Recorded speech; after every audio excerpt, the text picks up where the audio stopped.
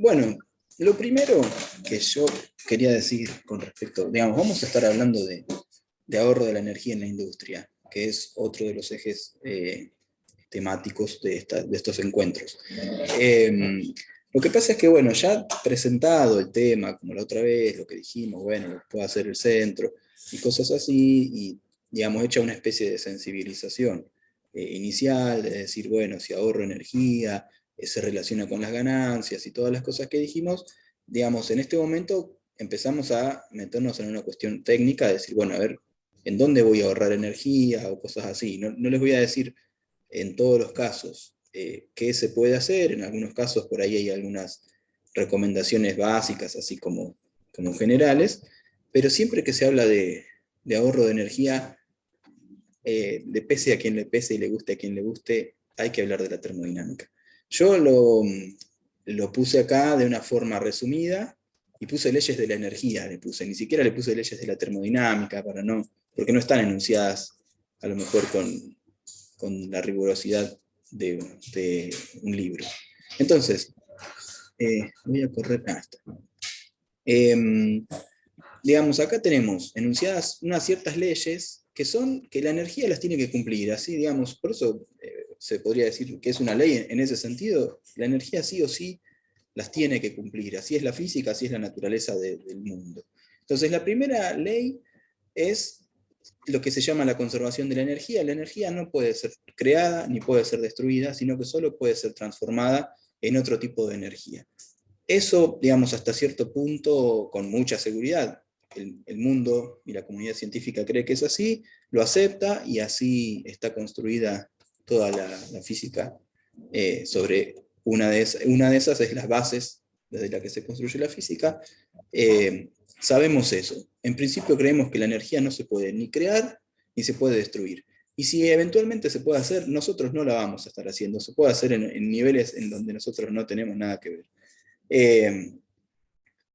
Solamente la podemos transformar. Eso es, de entrada, digamos, es una cosa que lo sabe todo el mundo, medio que lo maneja todo el mundo, pero después cuando hay que tomarlo como si fuera el sentido común, ya no es tan común. Digamos, después resulta que por ahí alguien piensa que, digamos, bueno, acá, no sé, la electricidad se gasta en un motor y bueno, y listo, se fue. ¿A dónde está? No hay más electricidad, se destruyó. Bueno, no se destruyó. Eh, una consecuencia de eso es cuando uno tiene, por ejemplo, un motor eléctrico, por decir algo, porque puse ese ejemplo, se me ocurrió ahora. Yo tengo un motor eléctrico que gasta una cantidad de energía y resulta que, digamos, produce un movimiento de una cantidad menor de energía. Y entonces, ¿qué pasa con la diferencia? ¿Se destruye? Bueno, no se destruye. Se transforma en todo tipo de energía. Puede ser, digamos, en el ruido del motor, puede ser en la vibración de la base y obviamente el calor que va a disipar la carcasa del motor.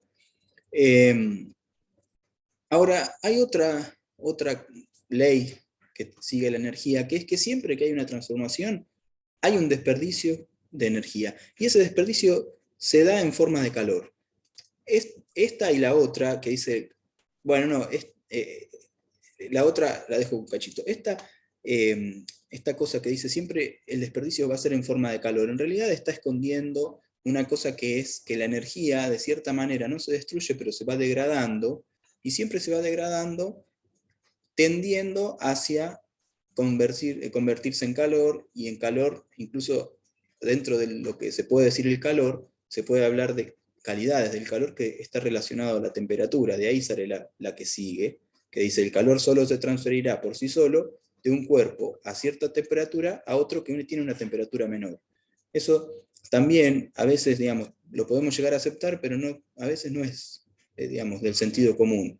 Eh, pero está, digamos, si yo lo pongo así, lo expongo tan simple, está claro que si yo pongo un hielo adentro del vaso de agua, el hielo no se va a enfriar. O sea, no le va a sacar temperatura al agua para enfriarse más. Lo que va a pasar es que el agua le saca temperatura al hielo y se calienta el hielo para enfriar el agua. Bueno, igual lo estoy diciendo de una manera contraria, porque voy a confundir, porque digamos el frío es como el contrario del calor. vamos a decirlo de una cosa más simple. Si yo pongo un fierro caliente sobre la mesa, no va a pasar que el fierro se va a calentar más sacándole calor a la mesa. Lo que va a pasar es que se va a calentar la mesa mientras que el fierro se enfría. Porque la mesa que está a menos temperatura le va a de cierta manera quitar calor al fierro. Lo del agua funciona también, ¿no? Pero digamos como vieron que el frío es como el contrario del calor, entonces por ahí induce a confusiones. Es decir, pero eso es lo que va a pasar, o sea, siempre el calor se va a transferir por sí solo de un cuerpo que tiene más temperatura a otro que tiene menos temperatura. Si yo quiero hacer lo contrario, no lo puedo, no se produce de manera espontánea, sino que tengo que aportar más energía. Entonces, estas cosas son importantes por lo que digo. Primero, la energía no se va a destruir cuando se gasta, lo que va a pasar es que se va a transformar, y siempre va a haber un desperdicio en esa transformación, y ese desperdicio siempre va a tender a convertirse en calor. Y como el calor siempre va hacia la temperatura más baja, ese calor además se va a ir, como de cierta manera, enfriando, digamos. Eso hay que tenerlo en cuenta. Entonces, ahora era cuando... Ah, bueno, listo. Entonces, dichas esas cosas, y espero que queden claras, si alguno tiene alguna duda o algo así, lo podemos ver, pero lo que quiero hablar un poco es del uso de la energía antes de meternos en la energía en una industria, porque esto también es importante, porque nos ayuda de cierta manera a ver qué es lo que va a pasar o prever qué es lo que puede pasar con la energía que uno recibe de la red, ya sea energía eléctrica, gas natural o como sea. Entonces, bueno, acá está un balance energético de la energía que consumió Argentina, el país, en el año 2021. Digamos, esto lo presenta más o menos a mitad de año, digamos. Debe ser muy nuevo porque no debe tener muchos meses, lo presenta la Secretaría de Energía, un balance de toda la energía que se consumió en el año anterior. Entonces acá podemos ver la energía que consume el país. Dice consumo de energía primaria. Bueno, la energía primaria son los recursos naturales energéticos. O sea, la electricidad no es un recurso natural porque uno no lo encuentra en la naturaleza como electricidad. Lo que encuentra eventualmente es el sol para convertir la energía solar por medio de un panel fotovoltaico en electricidad, o encuentra petróleo para convertir ese petróleo en gasoil y ese gasoil en electricidad adentro de un generador eléctrico. Bueno, encuentra gas natural para convertirlo en gas de redes y con eso fabricar electricidad, pero los recursos naturales son digamos, la fuente primaria de energía, por eso que se llama energía primaria. Entonces, bueno, vemos que Argentina consume casi un 52% de su energía en gas natural de pozo, un 31,5% en petróleo, que puede ser todos los derivados de petróleo que no son el gas.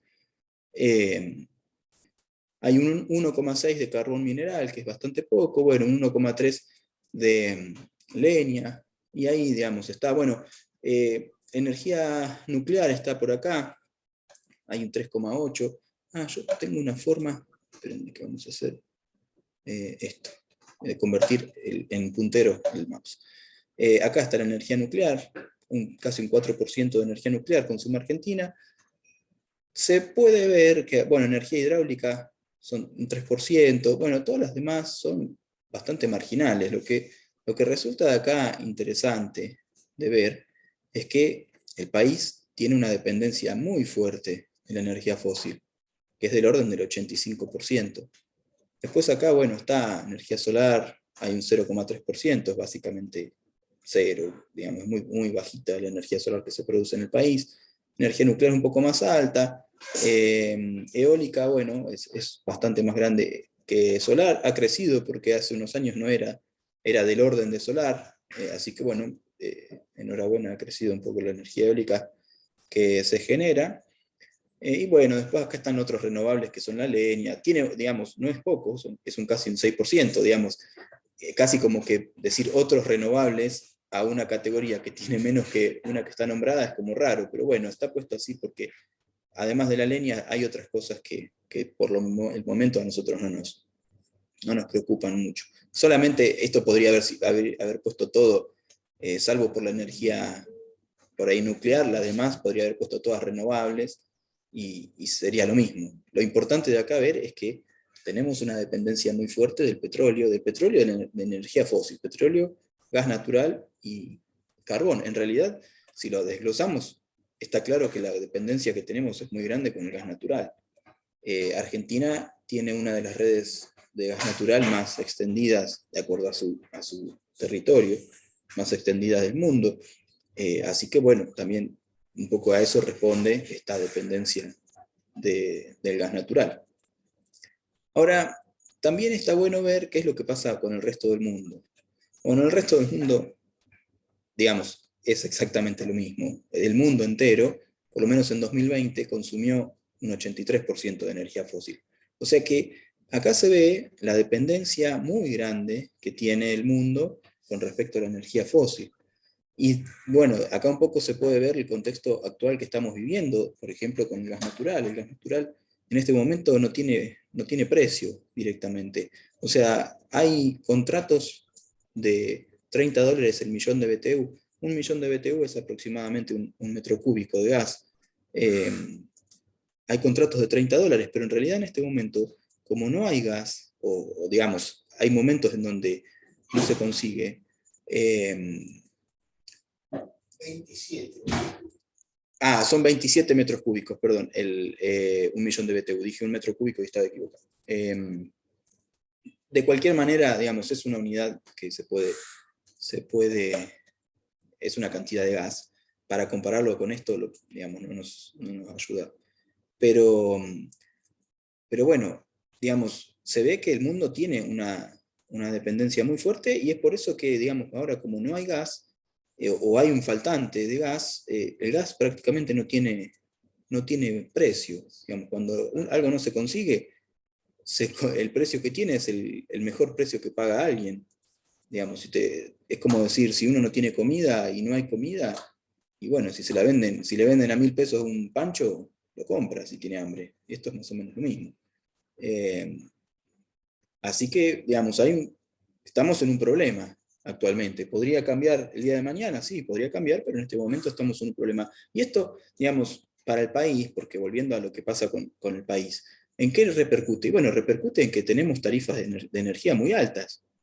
En este momento la tarifa energética en el país es muy baja, pero porque tiene subsidios, pero digamos, tener esa dependencia hace que uno de repente no pueda producir en una industria. Y bueno, conocer esta realidad nos ayuda a, a comprender qué es lo que está pasando y poder por ahí prever un poco qué es lo que se puede venir.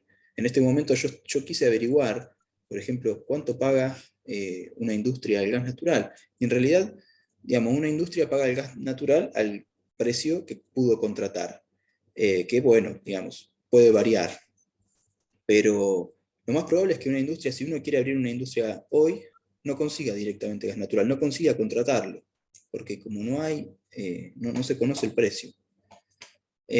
Bueno, ahora, ¿qué pasa con la energía eléctrica? La energía eléctrica, decíamos, se fabrica a partir de eh, fuentes primarias de energía. Bueno, de acuerdo al balance energético del 2021 de Argentina, la energía eléctrica consumió de recursos, o sea, la fabricación de energía eléctrica, o las centrales, digamos, las centrales eléctricas, consumieron de recursos naturales algo de este estilo, o sea, un 59% de gas distribuido por redes, que es una dependencia de la energía eléctrica también muy grande con respecto al gas natural. Acá también se ve por qué la Argentina consume la mitad de su energía en gas natural, porque hay mucha de la energía eléctrica que la fabrica con gas natural. Claro, la energía nuclear fabrica energía eléctrica, la energía hidráulica también. Hay partes que se generan en centrales con gasoil. Bueno, acá hace una diferencia, la verdad, yo no la conozco bien cuál es la diferencia entre diésel oil y gasoil, eh, pero bueno, tiene que ver más con cuestiones muy finitas. Eh, Fuel oil, carbón mineral, ¿se puede usar? Bueno, y acá, claro, hay una generación con energía eólica y energía solar. Esto que dice otros primarios es el consumo de las centrales de otro tipo de energías de fuente primaria, bueno, que digamos es marginal, es casi como decir alguna pérdida, algún ajuste. Em, pero bueno, vemos de nuevo una dependencia muy grande. O sea, que ¿esto para qué lo pongo? ¿Para qué está acá? Bueno, porque cuando uno tiene una industria y dice, ah, bueno, total, yo no consumo gas natural, ¿qué me importa lo que pasa en Ucrania o en el mundo, en Europa, con el gas natural? Bueno, en realidad no consumen gas natural, pero si consume energía eléctrica, está muy relacionado también. Esto es algo que normalmente uno no lo conoce, no sabe qué es lo que, cuál es la interrelación entre las cosas, pero bueno, acá la estamos viendo, hay una interrelación muy fuerte. Si sube el gas natural, la energía eléctrica, por lo menos el costo de producir la energía eléctrica tiene que subir. De nuevo, la tarifa es la tarifa que uno contrata, para una industria la tarifa se contrata, y para, digamos, los usuarios particulares, residenciales, bueno, tiene que ver con un subsidio, con otras cosas. Pero esto es lo que cuesta la energía. Bueno, entonces ahora sí, hechas estas aclaraciones y estas cosas, esto además viene bien, porque si se acuerdan la vez pasada, o el que estuvo la vez pasada, estuvimos mostrando qué pasa esa ventaja comparativa, o esa ventaja que tiene una industria que hace eficiencia energética, a pesar de que la tarifa en este momento a lo mejor no le cueste demasiado. ¿Qué pasa? Y bueno, lo que pasa es que está mejor posicionado para otro momento, para un momento donde pueda aumentar la tarifa, que es algo que se puede, digamos que no lo podemos asegurar, ni tampoco podemos decir que vaya a ocurrir, pero bueno, si yo me tuviera que jugar un pleno ¿cómo es? De la ruleta, me lo jugaría que va a aumentar la tarifa de energía, no me jugaría que va a disminuir. Eh, entonces, bueno, también haber hecho eficiencia energética nos ayuda a estar mejor parado para arrancar. Digamos, si de repente, por alguna razón, mañana la tarifa de energía se vuelve el doble de lo que es ahora, el que hizo eficiencia energética va a estar mejor posicionado. Entonces, ahora sí, vamos a ver qué pasa con algunos sistemas y cómo, digamos, dónde se pierde la energía, mostrar un poco cómo funcionan los sistemas en una industria y dónde podemos ver las pérdidas de energía. Entonces, lo primero que puse acá es los sistemas de vapor. En los sistemas de vapor, bueno, un sistema de vapor es básicamente una caldera que está acá, que genera vapor. La caldera esa consume mayormente, es más común por ahí gas natural, pero puede consumir gasoil, puede consumir fuel oil, puede consumir leña también. Hay industrias que usan leña. Pero bueno, consume una cantidad de energía, ¿no? Bueno, entonces la caldera produce vapor. Este color lo voy a usar para vapor. Produce vapor, se distribuye a lo largo de la planta y hay una serie de consumos.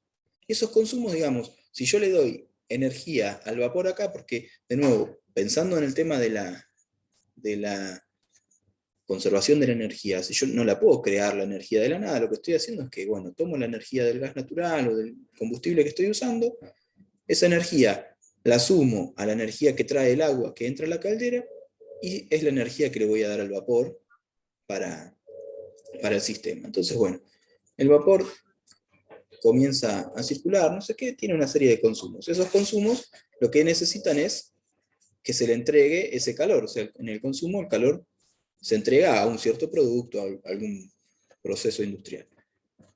Además, esos consumos lo que producen es una cantidad de agua, de líquido, digamos, de condensado del vapor que se colecta en algún tanque, se bombea de nuevo a la caldera y se le agrega electricidad, digamos, a esa bomba con electricidad. Entonces, básicamente esto sería como una especie de flujo de la energía en un sistema de vapor. Ahora, ¿qué pasa en la caldera? La caldera en realidad tiene, digamos, otros tipos de pérdidas de energía, que no es solamente la energía que se le da que da el calor de los consumos. O sea, la caldera en realidad, para transformar eso, no es que sumo el combustible a esta energía y ya lo tengo. La caldera tiene asociado una eficiencia, como tienen todas las máquinas. Entonces, bueno, lo que va a pasar es que en realidad yo estoy acá usando una cantidad de combustible, esto está dibujado como si fuera el quemador de la caldera, una cantidad de combustible. Ahora, esa energía, en realidad yo voy a tener en la caldera una cantidad de purgas de agua que, por ejemplo, la purga de fondo para reducir la cantidad de sólidos no solubles en agua. Si digamos, la caldera no se puede llenar de sólidos no solubles, obviamente, se empiezan a producir como barro abajo de la caldera y hay que ir purgándolo. Entonces, al purgar eso, yo lo que hago es sacar un poco de agua caliente. Entonces, ahí estoy perdiendo un poco de energía. Lo mismo hay una purga continua o una purga de superficie, que es una purga para reducir la cantidad de sólidos disueltos en el agua. También estoy sacando una cantidad de energía. Entonces, ya de por sí, la energía del gasoil, acá estoy reduciendo una cantidad de energía en las purgas. Hay una cantidad de energía que se va en los gases de escape, que es, digamos, la de mayor orden. Ahora vamos a ver más o menos el orden que tiene cada una, pero hay una cantidad de energía que se va con los gases de escape, porque yo los gases de escape no los enfrío hasta la temperatura de ambiente. Digamos. Entonces, los gases de escape tendrán una temperatura y se llevarán una cantidad de energía. Hay un rendimiento de la combustión que tiene que ver un poco con eso, con el exceso de aire que se usa, que también se lleva energía, el aire en exceso. Hay una pérdida de calor de la caldera que será por convección y radiación, porque ¿qué pasa? La caldera es un recipiente que tiene vapor a alta temperatura. Normalmente va a estar ubicado en algún lugar donde la temperatura es más baja, obviamente, que la del vapor. Entonces, cuando yo tengo una diferencia de temperatura entre el interior y el exterior, voy a tener una transferencia de calor entre el vapor que está dentro de la caldera, o el agua que está dentro de la caldera, y el exterior. Entonces, esa pérdida de calor por convección y radiación se va a dar de esa manera. La convección, yo no lo dije, iba a poner algunas diapositivas de cómo se conduce el calor, cómo se transfiere, pero bueno, la convección es la transferencia de calor que tiene que ver con el aire que rodea a la caldera. O sea, la caldera está rodeada por aire que se calienta, sube eh, digamos, por diferencia de densidades, y al subir hace que aire más frío llegue. Entonces se produce todo el tiempo una circulación natural de aire alrededor así de la caldera que va enfriando las paredes de afuera de la caldera. Y la radiación es algo que ocurre en realidad sin aire, sin ningún medio, es el calor que irradia la superficie de la caldera. Entonces, a pesar de que yo, por supuesto, voy a tener una cantidad de vapor, una cantidad de energía en el vapor que va a ser mayoritaria, porque si no, no haría una caldera, si no estaría hablando de una estufa. Voy a tener asociadas pérdidas que, bueno, habrá que ver en cada planta. Si yo tengo, digamos, si la caldera no está muy bien aislada, voy a tener mayor pérdida por radiación y convección. Si la caldera, digamos, si las purgas son demasiado frecuentes, voy a tener más pérdidas por purga. ¿Y qué determina la frecuencia de la purga? Bueno, lo determina el tratamiento de agua.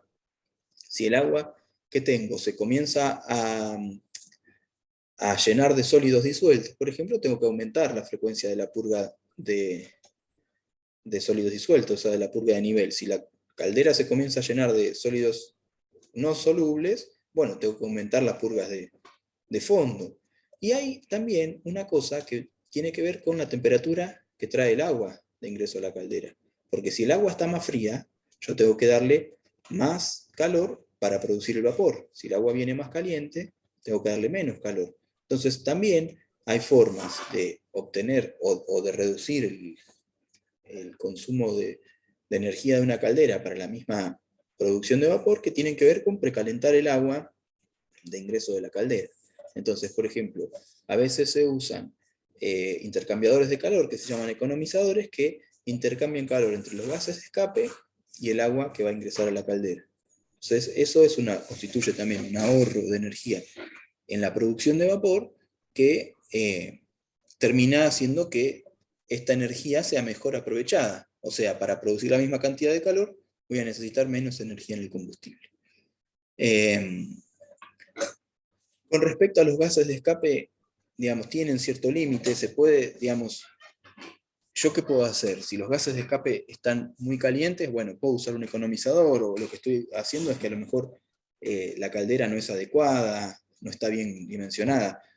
No se pueden enfriar, digamos, necesitaría enfriarlos. Lo que pasa es que no se pueden enfriar hasta por debajo de ciertos límites, porque por ejemplo, por debajo de 100 grados, el vapor de agua producido en la combustión se condensa. Entonces, si yo no tengo una chimenea o un sistema de escape adecuado para la condensación, puedo tener problemas de corrosión, pero eventualmente puedo ir reduciendo eso. Entonces, ahí está. Acá, digamos, están algunos órdenes de magnitud. Digamos, si el combustible constituye el 100% de energía que entra a la caldera, habrá un 10% que se escape.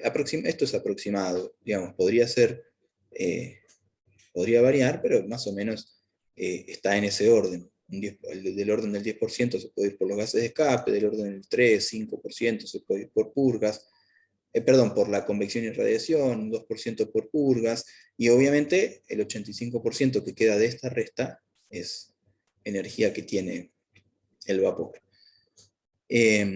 Así que bueno, entonces, por un lado, tenemos todo lo que se puede ahorrar en la caldera. Después, hay una conducción del vapor por cañerías, y esas cañerías pierden calor. Acá, digamos, ahora vamos a tener una serie de todas diapositivas con dibujitos así, y vamos a hablar sobre esos dibujitos. Y se van a dar cuenta que es todo, más o menos, digamos, este tiene muchas flechitas y pierde mucho calor, y van a ver que el que sigue tiene menos flechitas porque pierde menos, ¿no? Ahora lo vamos a ver, pero para que se vayan dando cuenta cómo es la idea. Entonces, esa pérdida de calor por la cañería es proporcional al largo de la cañería, por supuesto. Si la cañería es muy larga, pierde más calor. Si es más corta, pierde menos. Y a la diferencia de temperatura entre el interior y el exterior. En realidad, digamos, se podría decir que es la diferencia de temperatura entre la superficie exterior del caño y el exterior.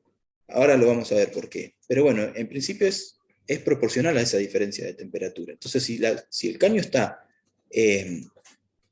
sin aislar, lo que pasa es que pierde mucho calor, porque la superficie exterior del caño está a la misma temperatura que el vapor. Una cosa que ocurre además es que el vapor que se produce en la caldera, normalmente el vapor normalmente, digamos, no se me ocurre en un proceso industrial en donde no se use vapor saturado, porque en realidad, no lo dijimos acá, pero el agua puede transportar calor cuando se produce vapor en este sistema. Digamos, lo que estoy haciendo es transportar la energía propia del combustible con el vapor, lo estoy transportando hasta los consumos. Es como que cada kilo de vapor se pone al hombro un poquito de energía y se lo lleva hasta donde está el uso de esa energía. Ahora, el agua lo puede transportar de dos maneras, el calor. Lo puede transportar con calor sensible, que tiene que ver con la diferencia de temperatura, o sea, el aumento, la temperatura, por ejemplo, al vapor. Si yo tengo, ahora lo vamos a decir con más cuidado, pero si yo tengo vapor y ese vapor de alguna manera le puedo aumentar la temperatura, bueno, le aumento el calor que tiene. Entonces, cuando baja la temperatura en el consumo, entrega el calor. Ahora eso, por cada kilo de vapor, es relativamente bajo. En realidad, el grueso está en el cambio de fase, que se llama calor latente. En realidad, lo que voy a necesitar más, y lo que es mucho más grueso, pero de grueso de órdenes de magnitud, me estoy hablando, ¿no? Una cosa que tiene que ver, por ejemplo, entre 5 o 10 y 500, de órdenes de magnitud grande. Entonces, que tiene que ver con el cambio de fase. Entonces, a mí lo que me conviene en realidad es hacer, por supuesto que si voy a producir vapor, necesito hacer un cambio de fase, porque por acá entra agua, y por acá tiene que salir vapor. Entonces, necesito un cambio de fase, y también tengo un calor latente, que es entre la temperatura del agua que entra hasta la temperatura de saturación del vapor, que necesito producir ese aumento de la temperatura del agua, que es eh, sensible. Pero después al agua líquida le tengo que cambiar la fase a vapor. eso es calor latente, y esa cantidad de energía es mucho más grande. Por eso que siempre, lo que yo tengo cuando hago el cambio de fase es vapor saturado, se llama. O sea, es vapor que está en equilibrio con el líquido, pero tiene una cantidad de energía mayor por el cambio de fase, por el calor latente. Entonces, cuando yo uso este vapor acá y lo hago cambiar de fase de nuevo, me entrega muchísima energía por cada kilo de vapor. ¿Está? Entonces, lo que va a pasar es que cuando yo tengo vapor saturado, como está en equilibrio térmico con el líquido, si yo lo enfrío un poco, ¿qué pasa? Produce condensado. Y comienza a haber condensado en la línea con los problemas que puede traer el condensado, que pueden ser golpes de ariete, bueno, una serie de problemas que en este momento no nos vamos a meter demasiado, pero lo que sí podemos decir es que si yo voy condensando el vapor en la cañería, lo que va a pasar es que voy a tener menos vapor disponible en el consumo, que es para lo que yo construí mi sistema de vapor, no lo construí para condensar vapor en una cañería, a menos que la cañería sea de calefacción, si no, no. ¿No? Entonces, lo que va a pasar es que yo voy a comenzar a perder mucha energía en la cañería, y hay una pérdida asociada a la conducción del vapor que muchas veces no se ve o no se tiene en cuenta. Digamos, no se tiene en cuenta que la aislación esté en buenas condiciones. Una aislación, por ejemplo, mojada, pierde muchísimo las propiedades, porque, digamos, si el agua esa tiene de cierta manera alguna forma de escurrir por la aislación, o si tiene contacto, digamos, pierde muchísimo la capacidad aislante. Entonces, con lo cual tengo una pérdida de energía muy grande. Entonces, bueno, lo que viene ahora acá está, digamos. Si yo tengo pérdida de calor, llega menos energía al consumo, o sea, a la máquina, llega menos vapor, porque hay vapor que se condensa. Y bueno, hay problemas asociados a la acumulación de condensado que, como digo, hay que tenerlo en cuenta. Además que yo voy a estar bombeando más condensado, necesito una bomba más grande para el condensado. Y, como digo, tengo que comenzar a poner trampas de condensado y toda una serie de cosas que no sirven. Que, digamos, que no sirven, que no ayudan a la cosa, hacen más cara la instalación y no ayudan a nada. Entonces, bueno, digamos, obviamente una solución a esto es ponerle una aislación. Con una aislación, ahora, esto es lo que decías, ven que este tiene muchas flechitas y este tiene pocas, porque lo que quiero indicar es que pierde menos calor. Con una aislación, bueno, esto no va, se me coló por ahí cuando copié la diapositiva, pero bueno, igual no pasa nada, porque acá, digamos, hay menos pérdida de calor, entonces, bueno, llegará más vapor. Incluso, si se fijan, en la cantidad de condensado es un poquito menor acá. Siempre va a haber un poco de condensado, porque, digamos, siempre va a perder un poquito de energía el vapor, y como enseguida está, digamos, como eso está en equilibrio con el líquido, enseguida condensa. Pero uno lo que va a hacer es querer condensar lo menos posible en la cañería, y con lo cual lo más posible en el consumo. Bueno, otro asunto que surge es las pérdidas de vapor. Digamos, otro problema que tienen los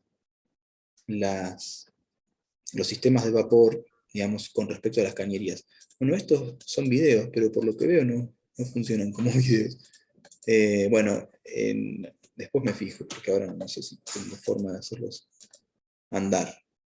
Una lástima, porque estaban puestos como un video, pero a ver si se puede hacer que arranque. A ver, ¿será porque por el puntero? No creo, ¿no? Ah, sí, era por el puntero. Bueno, entonces ahí está el video. Esto es un problema muy grande. Adentro de la planta, esto lo vamos a bajar para... Ah, bueno, igual se escucha la pérdida, ¿no? Bueno, acá tenemos una pérdida de vapor muy grande. Esta no es tan común, uno no va por una planta viendo vapor que sale hacia donde camina la gente. Esto era un problema en este lugar, no es tan común. Ahora esto sí es mucho más común. Ver en una cañería, una pérdida de vapor, o ver un tanque donde, ahora vamos a ver qué es ese vapor. Eso sí es más común, tener por ahí una pluma de vapor que está tirando. Bueno, este de acá abajo está tirando una cantidad de vapor increíble, digamos, si lo vemos, está bien que sale con cierta velocidad porque es un agujerito chiquito, pero está tirando una cantidad de vapor muy grande. Y, no, bueno, ahora tengo que pasar. A ver, ahí está. Bueno, las pérdidas de vapor son proporcionales a la diferencia de presión entre el vapor y el exterior. Digamos, cuanto más presión tenga, más vapor va a salir por el mismo agujerito. Entonces, eso está bien. Uno eventualmente no es que va a reducir la presión del vapor aceptando que tenga agujeritos donde se pierde vapor, porque el vapor es muy caro. Pero bueno, también es bueno decir que cuanto más presión hay, eh, más vapor se pierde por esos agujeritos. Lo que va a hacer uno es arreglar eso. O sea, si hay una junta que está perdiendo, arreglarla. Si hay un caso de esto como un vapor que está una cañería que está rota, bueno, hay que arreglarla de alguna manera. Uy, ahora esto, no puedo salir del loop donde se reproducen los videos. Sí, ahí está. Bueno, digamos, acá puse esta diapositiva. Hay algunas diapositivas que simplemente tienen una cosa así que es medio una ayuda a memoria, porque tampoco iba a poner una diapositiva que tenía solo el título, pero es para hablar sobre el tema. En realidad, lo que no siempre se tiene en cuenta es que cuando hay una pérdida de vapor, en realidad se está perdiendo una cantidad de energía y una cantidad de plata que puede ser muy grande. Digamos, acá yo estaba haciendo una cuenta, es una cuenta grosso modo, por supuesto, y en realidad el precio del gas natural va a depender del contrato de cada lugar. Pero se podría decir que en promedio una industria consigue en este momento el gas natural a $15 el millón de BTU, que ya dijimos, es más o menos 27 metros cúbicos. Eso, asociado a una eficiencia de la caldera, más o menos estándar y lo que sea, termina dando que el kilo de vapor cuesta entre 4 y 5 centavos de dólar. 4 por 2 son 8 pesos, ¿no? Si no me equivoco. Son 8 pesos por kilo. No parece mucho. Ahora, ¿cuántos kilos por segundo está perdiendo esto? A lo mejor no está perdiendo 20 kilos por segundo, está claro. Por minuto ya es una cantidad de kilos. Entonces, tener muchas de estas pérdidas es directamente estar tirando plata, estar tirando, además de lo que cuesta el agua de reposición, ¿no? Porque en un sistema de vapor no se usa agua de la canilla, lo que se usa es agua tratada. Entonces, el agua tratada también tiene un costo, que acá no lo estamos poniendo, acá estamos poniendo exclusivamente el costo de la energía, o sea que se podría decir que como mínimo se gastan 4 o 5 centavos de dólar por cada kilo de vapor. Y, digamos, con un contexto en donde el gas natural está a $15 el millón de BTU. Para ponerlo en contexto, en este momento, los últimos contratos fueron de $30 el millón de BTU. Y en este momento, como digo, no tiene precio el gas, porque no hay.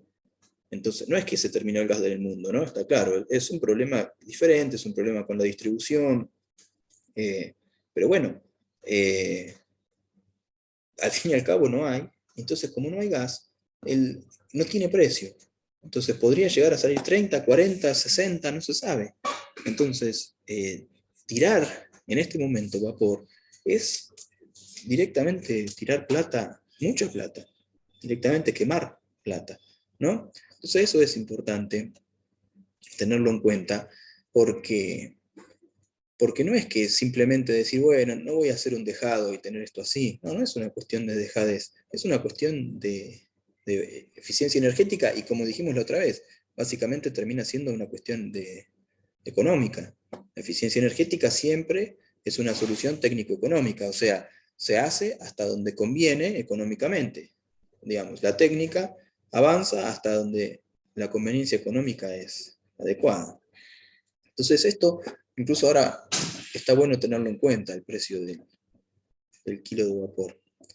Entonces seguimos en el sistema de vapor y lo que llegamos es al consumo. Entonces, comienza también a haber problemas de energía en los consumos. Yo acá no estoy poniendo nada con respecto a la presión del vapor. Ahora lo vamos a ver con respecto al aire comprimido eso. Es algo similar con lo que va a pasar con el vapor. Pero bueno, también, digamos, aumentar la presión del vapor es usar una bomba. La presión del sistema, de un sistema de vapor, lo da la bomba, ¿no?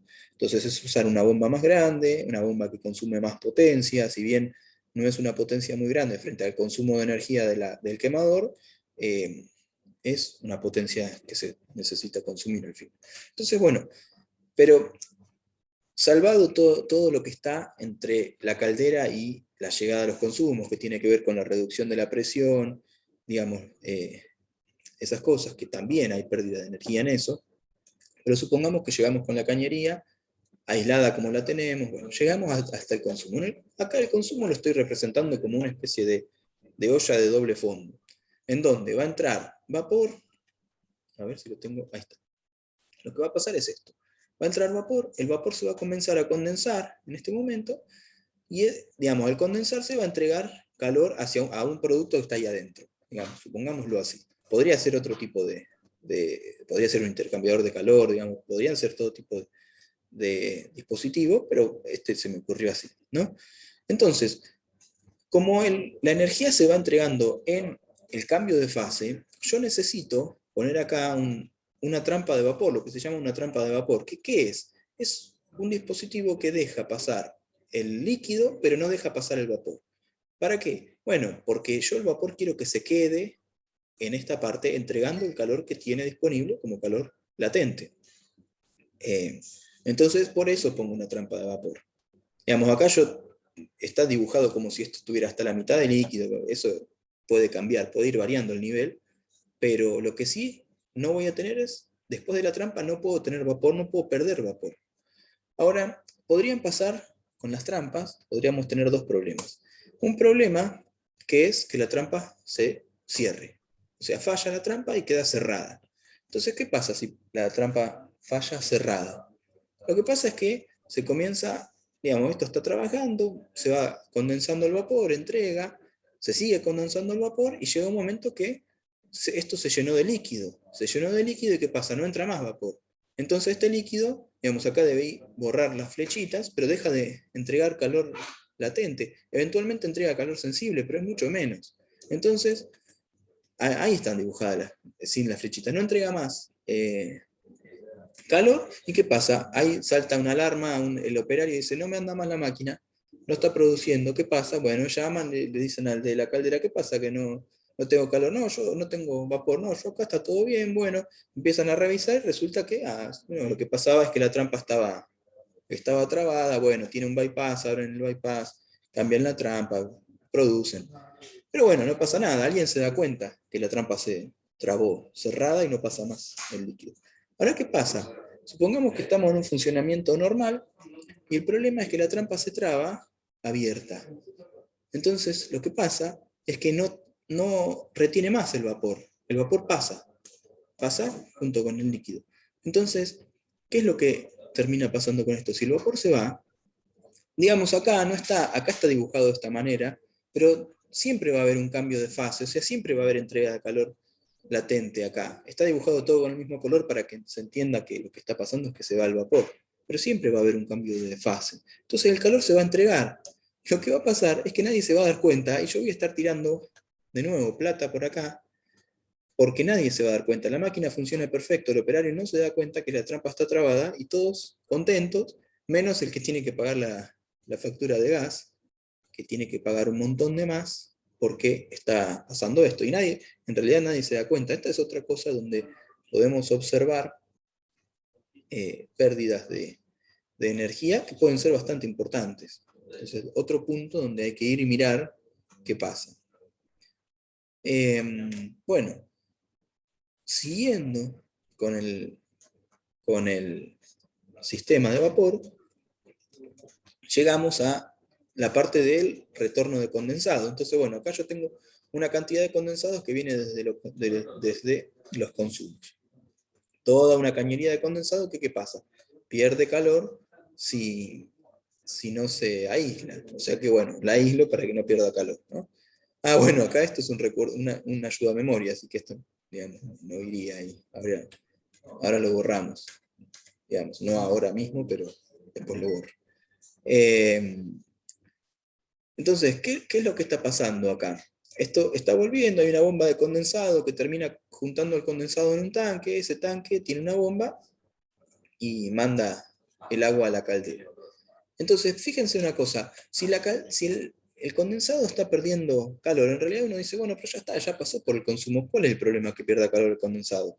No pasa nada, si ya está, ya entregó el calor, ya qué sé yo, el dulce de leche se cocinó bien, quedó todo bien, la trampa estaba todo bien. Bueno, lo que pasa es que esto igual tiene que volver a la caldera, cuanto más calor pierda, cuanto más baje la temperatura, más temperatura le va a tener que aumentar la caldera y más calor va a gastar la caldera en, en aumentar esa temperatura, o sea, en producir el vapor. Más energía va a gastar la caldera. Entonces, por eso también es importante aislar las cañerías de retorno de condensado.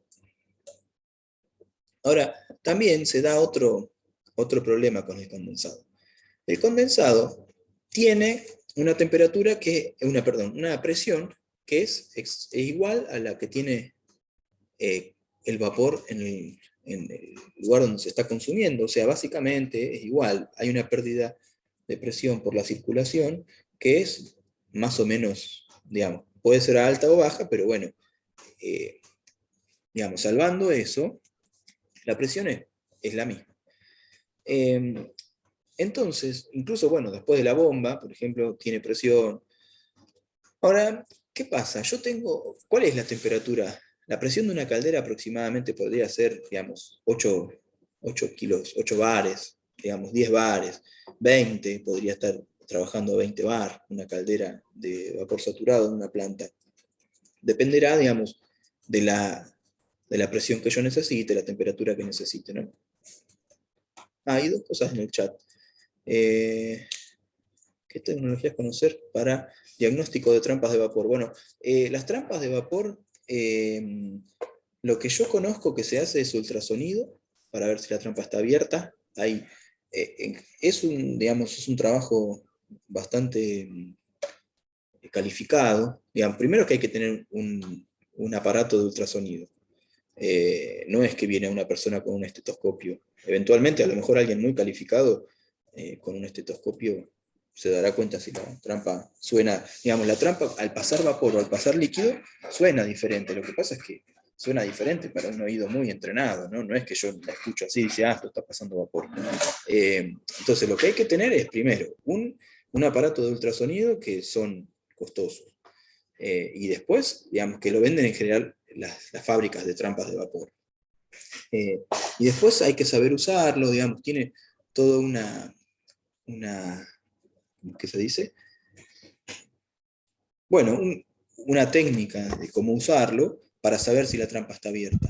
Esa es una forma de diagnosticar las trampas. Lo que se hace a veces es, en lugar de hacer eso, que digamos, es totalmente válido y es lo que se hace para diagnosticar trampas, a veces lo que hacen en los lugares es tener un registro de trampas, de las fallas, de las trampas, y más o menos se van cambiando cuando se sabe que la trampa está por fallar, digamos, por estadística. Decir, bueno, esta trampa suele fallar una vez por año, entonces a veces se van haciendo ese tipo de cosas y se va recopilando información sobre las trampas para evitar la falla o por lo menos para tener el repuesto, porque después la otra cosa es esa. Digamos, falla la trampa, está abierta y yo abro el bypass. O está sí, está abierta. Bueno, si está abierta, no, digamos, está tirando vapor. Bueno, sigue funcionando la máquina. Yo ya llamo y pido el repuesto. ¿Y cuánto tarda el repuesto en llegar? Entonces, todo ese tiempo estoy perdiendo energía. Lo mismo que si la trampa falla cerrada, yo abro el bypass, sigo produciendo, pero al abrir el bypass estoy tirando vapor, porque no estoy frenándolo. Entonces, bueno, muchas veces también se hace por sistemas de prevención de fallas, digamos, eso que estaba diciendo. Pero Pablo, bueno, sí. perdón que te interrumpa. Sí, no hay problema.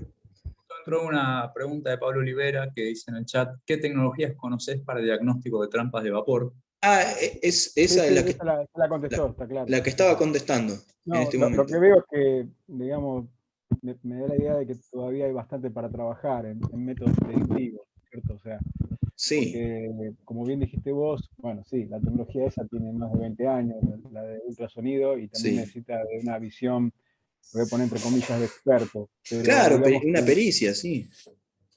claro, pero me da la idea que los fabricantes de trampa de vapor todavía no ofrecen al mercado, digamos, una medición confiable, ¿sí?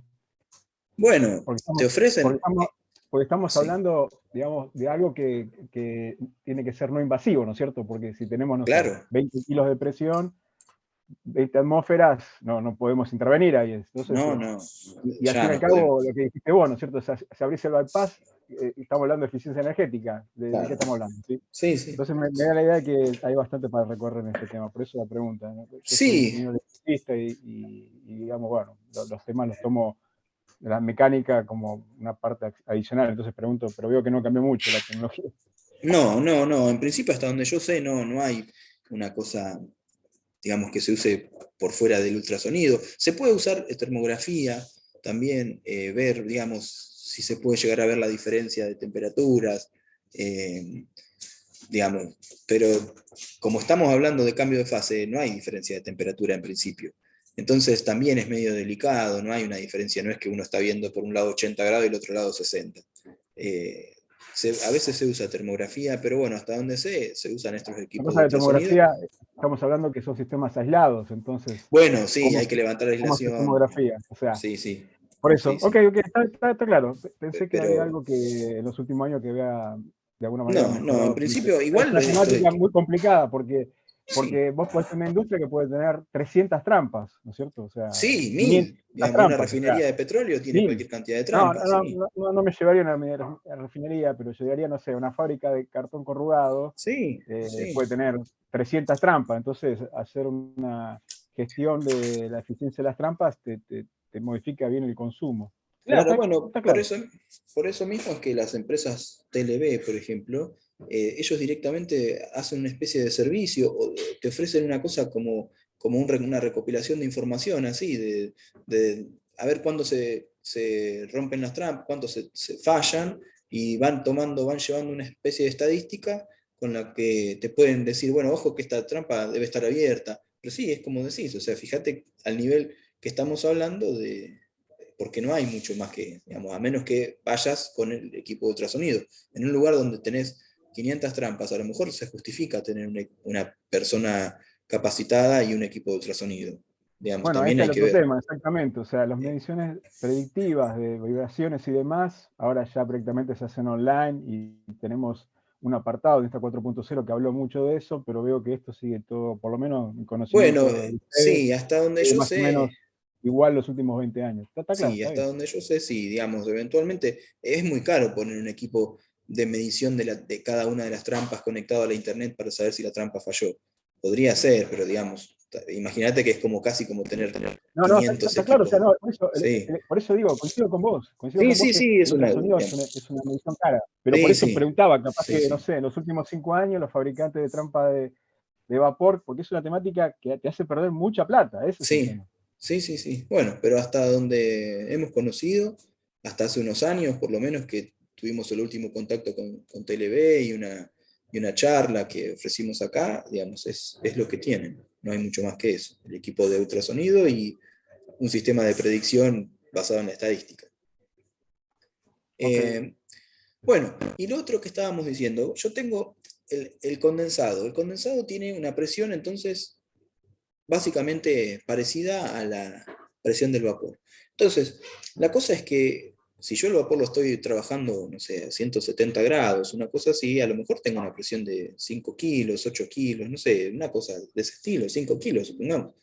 Eh, ¿Qué pasa cuando yo a 5 kilos tengo agua líquida, a lo mejor a, digamos, 150 grados centígrados? Y está líquida por la presión. ¿Qué pasa cuando yo a esa agua líquida la tiro en un tacho que está abierto, que no está preparado para recibir esa presión. Bueno, eso es lo que pasa en la siguiente diapositiva.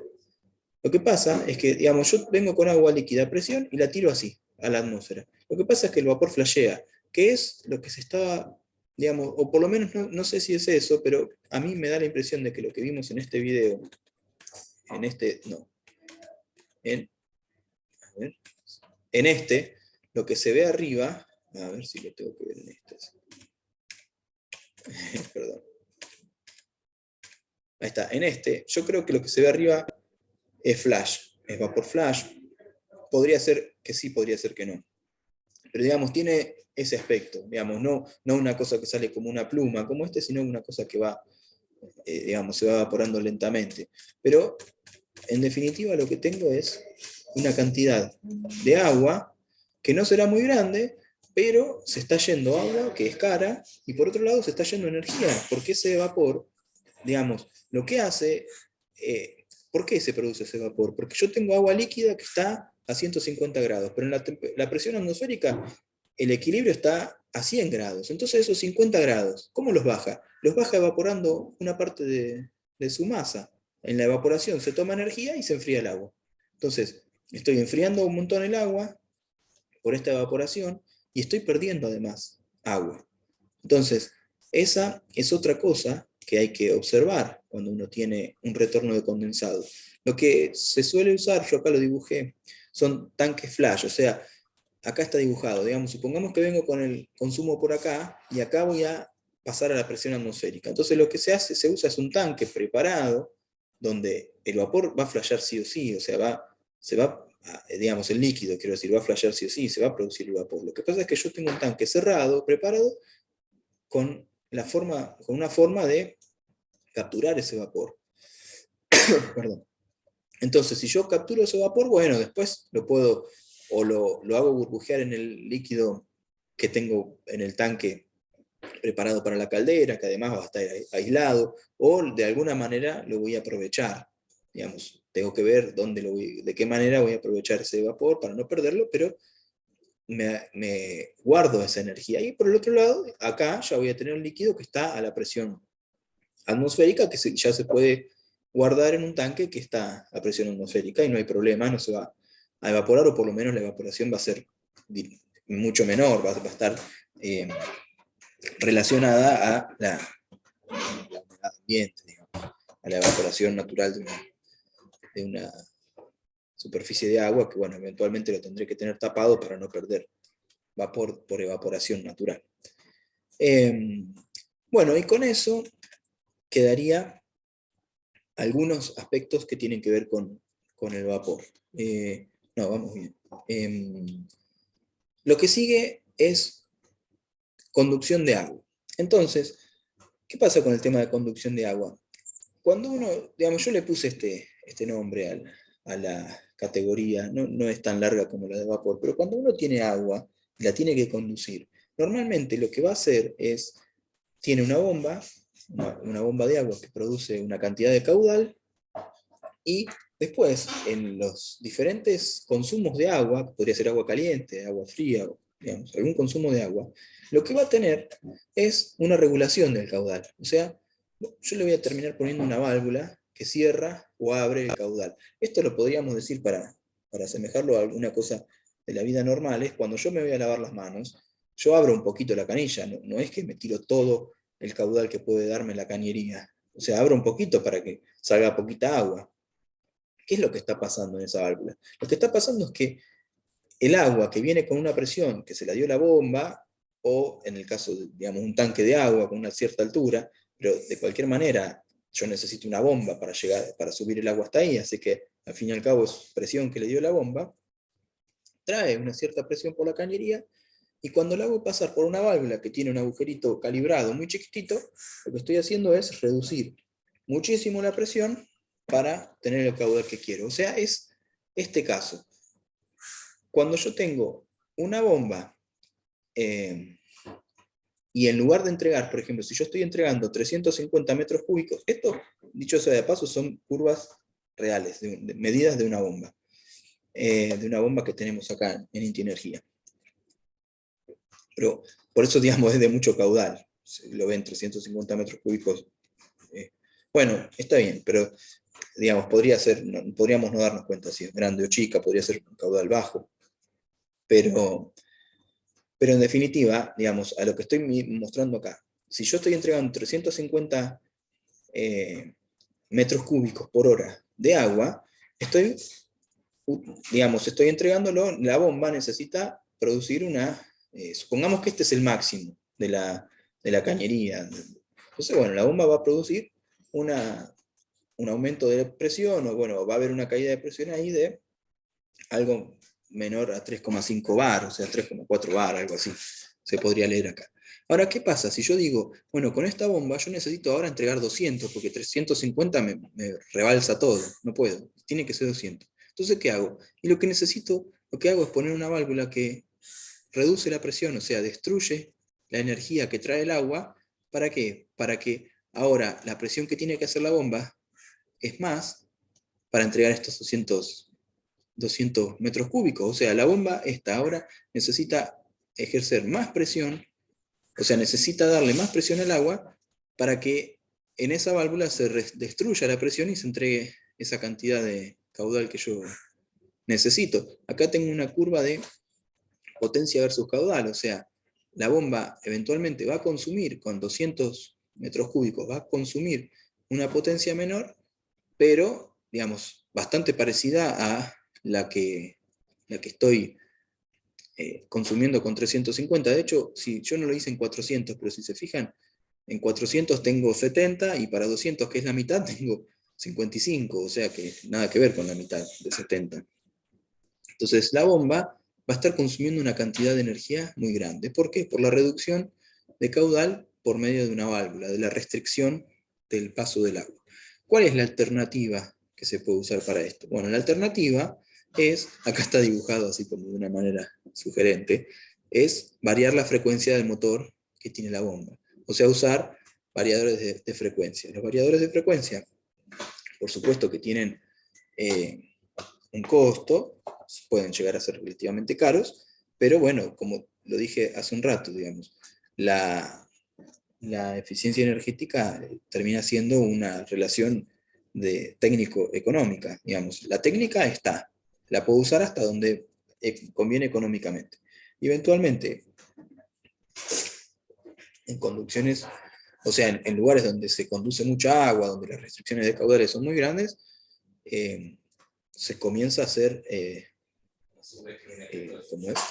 comienza a ser conveniente usar varios de frecuencia. Vale la pena decir que eso pasa acá en Argentina, donde la energía no tiene un costo muy grande, pero en lugares, en otros lugares del mundo, donde la energía cuesta más, las bombas tienen variadores de frecuencia, las bombas que tienen las casas, las bombitas para calefacción de una casa tienen variador de frecuencia para el caudal. Digamos, un lugar como Alemania, donde la energía es más cara, las bombas varían el caudal con la frecuencia. Entonces, bueno, ¿qué es esto? Bueno, lo que yo estoy haciendo es, en realidad, una bomba, que es una máquina volumétrica, va a bombear una cantidad de agua que tiene que ver, el volumen de agua que va a bombear la bomba tiene que ver, está relacionado directamente con la velocidad con la que gira la bomba.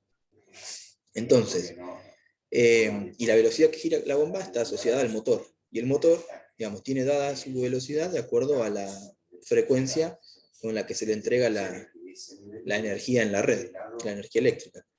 Entonces, ¿qué se hace? Lo que se hace es variar la frecuencia. Bueno, acá yo hice este dibujito, no sé si, digamos, ahora que me pongo a pensar, me parece, no sé si tendría que ser más grande o más larga o más corta la longitud de la onda, no lo sé, lo hice así, digamos. Me di cuenta que si yo estiraba las tres, estiraban las tres juntas y me gustó y, digamos, lo que está diciendo es esta variación de frecuencia. En realidad esto hay que tener cuidado, no sé si es así, no lo pensé, y no me lo voy a poner a pensar ahora. Pero lo que yo estoy haciendo es, si yo reduzco la frecuencia de la red, está bien, me dice Horacio. Bueno, Horacio, gracias, porque, digamos, no lo pensé y en este momento, mientras estoy hablando, tengo miedo de meter la pata, entonces, bueno, prefiero decir, ojo con esto.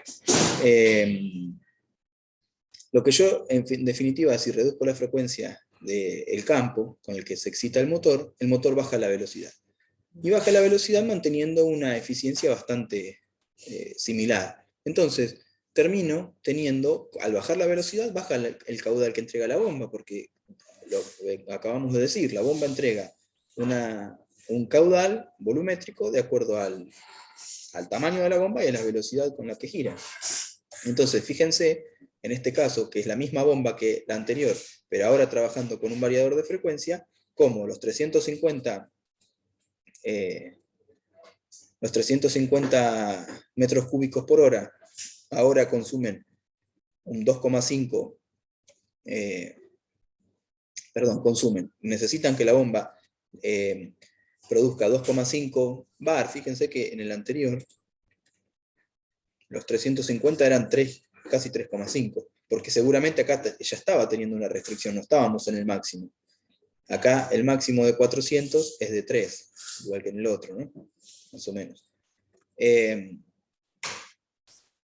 Entonces, digamos, esta bomba ya en los 350 está produciendo un aumento de la presión de 2,5. Vale decirlo ahora, yo lo dije cuando hablaba de la caldera, pero en realidad, lo digo de nuevo, el trabajo que consume la bomba, o sea, la energía que consume la bomba, es proporcional a la masa de agua que pasa por la bomba y la diferencia de presión. O sea, por eso estoy hablando de esto por eso confundo a veces la presión con el consumo, porque es directamente proporcional. O sea, cuanto más presión tiene que levantar la bomba, más va a consumir. Entonces, por eso que para entregar estos 350, ahora ya de por sí consume menos. Y fíjense que si yo quiero bajar a 200, le bajo la frecuencia y esto consume, digamos, es una cantidad mucho menor que lo que consumía la bomba con restricción, ¿no? Acá estaba en 4 y pico y acá está en menos de 1, o sea, 0,6 bares que tiene que aumentar la bomba. Acá se ve la potencia versus caudal, o sea, acá, digamos, decíamos, bueno, sí, baja la potencia, sí está claro, pero fíjense cómo baja acá. Baja muchísimo para el caudal ese que tengo que entregar. Entonces, esto es otra de las cosas que hay que ver, observar cuando uno tiene conducción de agua o restricciones de caudales, es importante observar este tipo de cosas. Bueno, vamos a avanzar. Ahora, ¿hay alguna consulta? Escucho con mi micrófono. Yo había levantado la mano. Ah, sí, perdón, yo a veces no lo veo, sí. Decime. Cortito nomás, quería Sí. aclarar que Sí. en las bombas, la fórmula, la potencia es una constante por el cubo de la velocidad. Sí.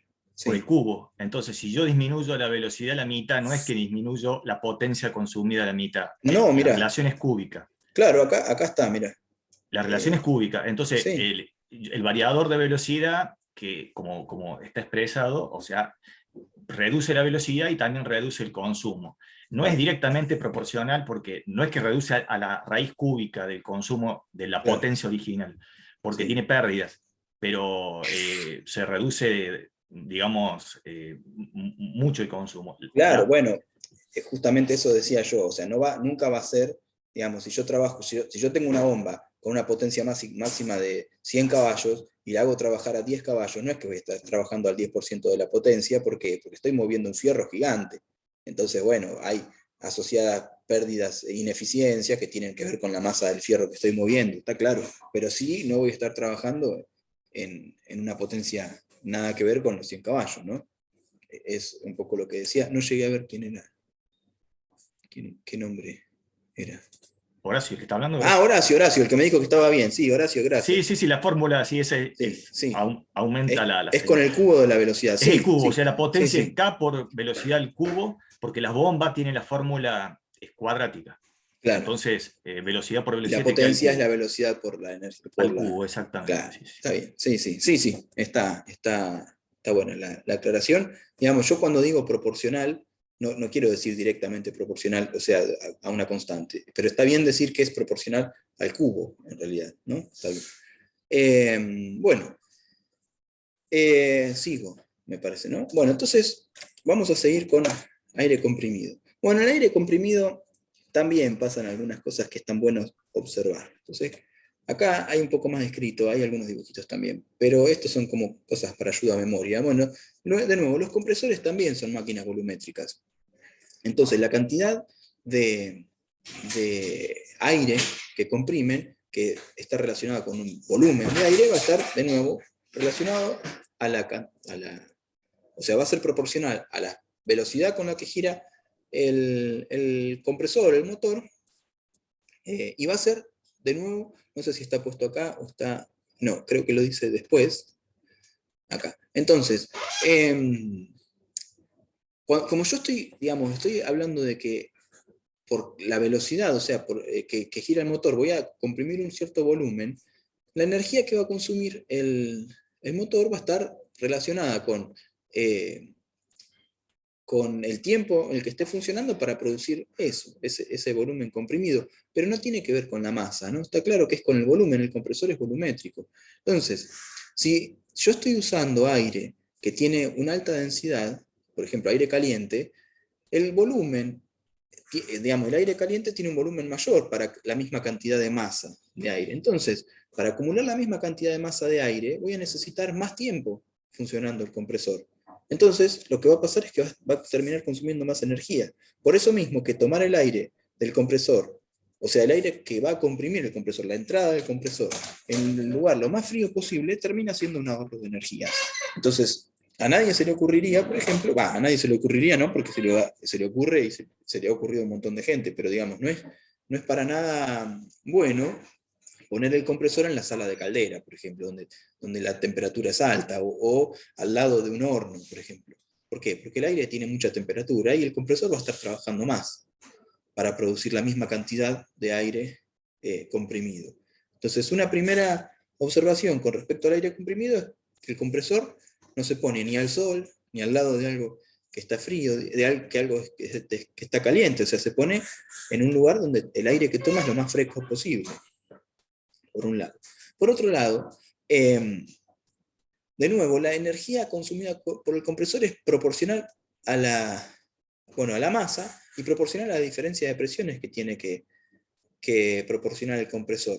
Entonces, digamos, si uno reduce la presión a la que trabaja el compresor, también voy a tener un ahorro de energía. Ahora, está claro que la energía la presión la voy a reducir hasta un cierto punto, de acuerdo a los consumos que tenga. Si yo necesito 6 bar de presión, y bueno, no voy a poder producir a menos. Pero hay veces que se produce mucho más. Ahora vamos a ver algunos ejemplos. Bueno, otra cosa es, acá de nuevo me quedó la ayuda a memoria, sin querer. Digamos, otra cosa que tiene mucho que ver con el aire comprimido, como el aire es gratis, o eso creemos, pasa mucho que hay muchas pérdidas en los sistemas de aire comprimido. Son muy frecuentes las pérdidas. Y de nuevo, esa pérdida es proporcional a la diferencia de presión entre el aire comprimido y el aire que no está, el aire ambiental. Entonces, hay mayor caudal de pérdida cuanto mayor sea la presión que tiene el aire comprimido. Entonces, es muy importante observar las pérdidas que hay, porque a veces, digamos, es re común ir por una planta y estar escuchando aire que se va perdiendo. Y eso es, de nuevo, un montón de energía que se está perdiendo que, de nuevo, digamos, perdón por la insistencia, pero es plata que se está perdiendo. Digamos, acá hay un método que es una cosa más o menos de sentido común, pero hasta que uno no lo hace, no se da cuenta. ¿Qué pasa? En una planta a veces hay mucho ruido, no se escucha la pérdida. Entonces, bueno, siempre dicen, una forma de sensibilizarse con respecto a la pérdida de aire comprimido es quedarse escuchando la planta cuando todo se apaga. Y ven como todas las pérdidas que hay. Eso es una forma de observar el aire que se está perdiendo. Entonces, vamos a ver ahora otra cosa con respecto al aire comprimido, que más o menos se ajusta a lo del vapor también. Digamos, todo tiene que ver, más o menos. Como todos son presiones, caudales, todo tiene que ver. Entonces, vamos a suponer que en una planta tengo una cantidad de consumos a diferentes presiones. Acá yo puse 3, 4 y 6 bar. Entonces, ¿qué es lo que suele pasar en una planta? Lo que suele pasar es que se comprime aire a 7 bar y se comienza a reducir para las presiones que necesitan los consumos. O sea, yo comprimo todo el aire que necesito a 7 bar, tengo un tanque, un pulmón grande de 7 bar, y bueno, y este consumo toma de ahí, lo reduce hasta 6, consume, este toma de ahí, lo reduce hasta 4, consume, este toma de ahí, lo reduce hasta 3 y consume. Bueno, en principio, una de las cosas que podría hacer es reducir la máxima a 6 bar, y ya de por sí tengo un ahorro. Pero en realidad eso, desde el punto de vista del ahorro de la energía, no es lo mejor que se puede hacer, porque fíjense que yo tengo una cantidad de aire que se consume a 3 bar, y también lo estoy presurizando hasta 6. O sea, estoy presurizando todo a la presión del consumo con más presión, y todos los demás los tengo que reducir. ¿Qué sería lo lógico? Lo lógico sería tener un compresor chiquito, en lugar de tener un compresor grande para todo el aire, tener uno chiquito hasta 3 bar. Tomo de la línea de 3 bar y comprimo hasta 4. Tomo de la línea de 4 y comprimo hasta 6. Bueno, los números están puestos arbitrariamente, ¿no? Ahora, eso sería desde el punto de vista de la termodinámica, desde el punto de vista de la naturaleza, una cosa mucho más eficiente que hacer. Ahora, es cierto que puede ser, acá, digamos, yo estoy simbolizando los consumos como esta especie de triángulo que apunta hacia abajo. Entonces, digamos, si decimos que el consumo de 3 bar es muy chiquito, a veces lo que va a pasar es que conviene tener un compresor que a lo mejor lleva a 4 bar, esta sí la reducimos, y después el otro que lleva hasta 6. O sea, lo que quiero decir con esto es que un poco estos son criterios generales. Después lo que se ajusta a cada caso es particular de cada caso. Entonces ahora les voy a contar una anécdota, que yo no sé si es una anécdota o es un invento. Vieron cómo son las anécdotas, ¿no? Pero les voy a contar una anécdota, por lo menos yo lo conozco como una anécdota. Parece que en algún lugar había una planta que tenía una serie de consumos de diversos tamaños, como es de aire comprimido. Entonces, había una persona que era el encargado del compresor, digamos. Bueno, parece que la planta producía 12 bar, o digamos, una presión alta. Yo acá los números los puse yo de manera arbitraria, los que se me ocurrieron, pero vamos a suponer que la planta producía a 12 bar. ¿Por qué? Porque era la presión máxima del compresor, comprimía la presión de trabajo del compresor. Y después comenzaban a reducir, perdón porque tengo esa escalada, comenzaban a reducir las presiones de acuerdo a la necesidad.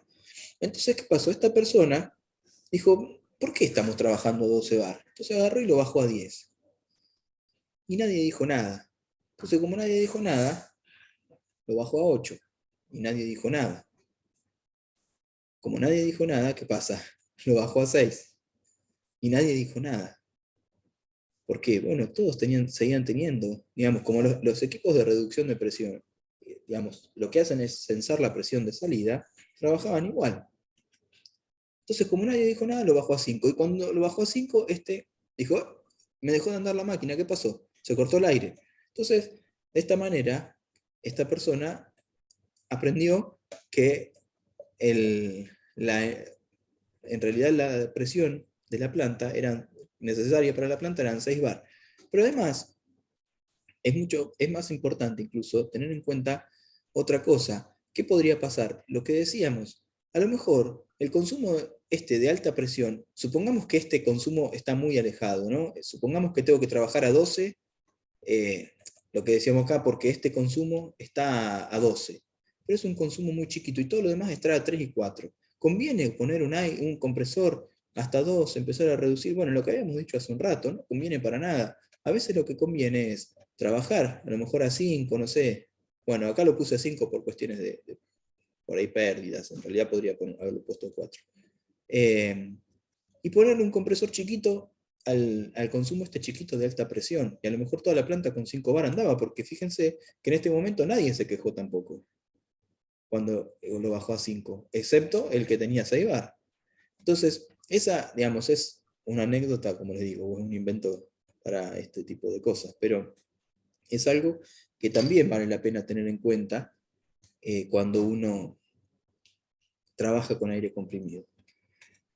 Bueno, entonces ahora voy a nombrar, ya me di cuenta que son menos 20, igual no queda mucho, pero bueno, voy a nombrar algunas cositas más que tienen que ver con usos de la energía en otros ámbitos de la industria. Entonces, por ejemplo, en sistemas de calentamiento y de enfriamiento, los puse juntos. En principio hay que tener mucho cuidado porque son diferentes, o sea, uno es un horno, a lo mejor, y otro es una cámara frigorífica, pero para lo que vamos a decir ahora, que son cuestiones generales, vale la pena que queden como juntos ahí, como en una especie de apartado de enfriamiento y calentamiento.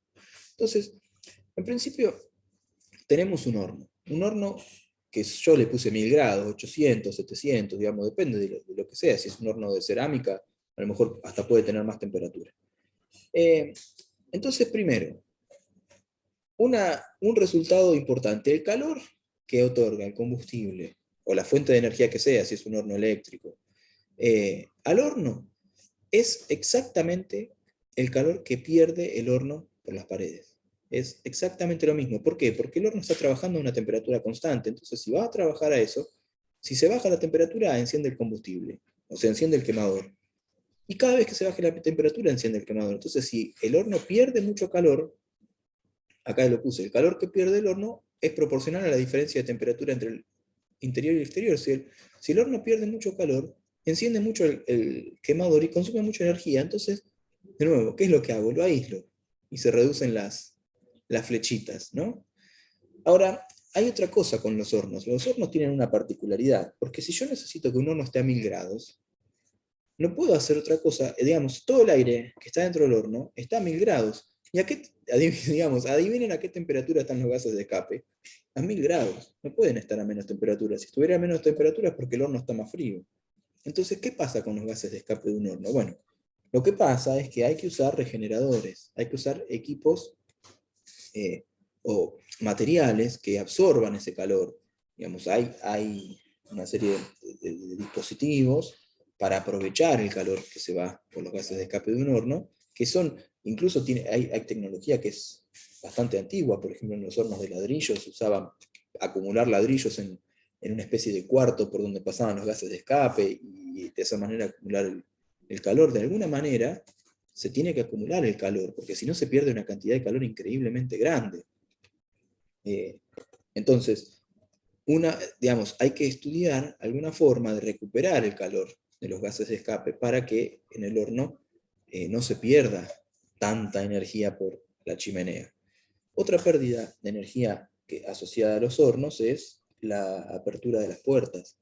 Hay hornos de túnel, ya no tiene puerta, digamos, es un túnel. Bueno, pero si se fijan, ¿qué pasa con el horno de túnel? La temperatura que está en los dos extremos es baja. O sea, el horno de túnel comienza con una temperatura relativamente baja y va subiendo, y la temperatura máxima está en el centro del horno.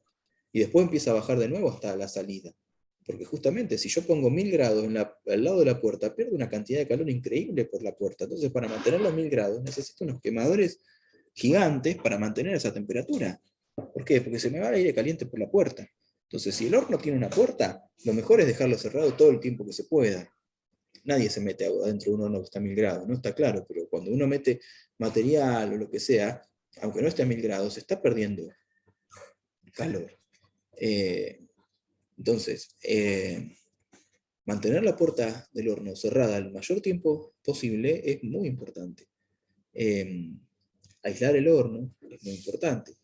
La temperatura que tiene el material que entra al horno es muy importante. A veces la humedad, si no necesita humedad y está húmedo, el horno digamos, va a terminar secando esa agua, entonces la tiene que evaporar. Entonces, a veces se puede reducir, digamos, yo supongamos que tengo que meter algo a un horno y ese producto tiene cierta humedad, pero podría tener menos. A lo mejor yo lo puedo dejar secando un rato antes de que entre al horno, y con eso ahorro un montón de energía. O lo puedo dejar atemperando, si es algo que viene de un lugar frío, lo puedo dejar atemperando un rato en una sala contigua al horno, que se calefacciona con las pérdidas de calor del horno, digamos. Puede haber todo tipo de resultados, de soluciones que tienen que ver obviamente, con el caso particular de cada uno. Pero en criterios generales, tengo que tener mucho cuidado con la energía que pierde un horno, por ejemplo, que está a alta temperatura. La aislación, suelen tener muy mala aislación los hornos a veces. Uno a veces está al lado del horno y te está teniendo un calor bárbaro. Bueno, eso también tiene que ver mucho.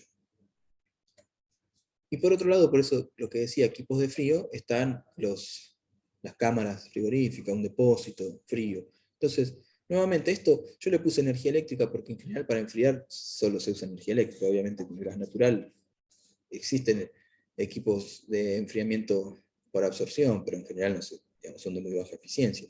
Se usan equipos de frío, ¿no? Que son eléctricos.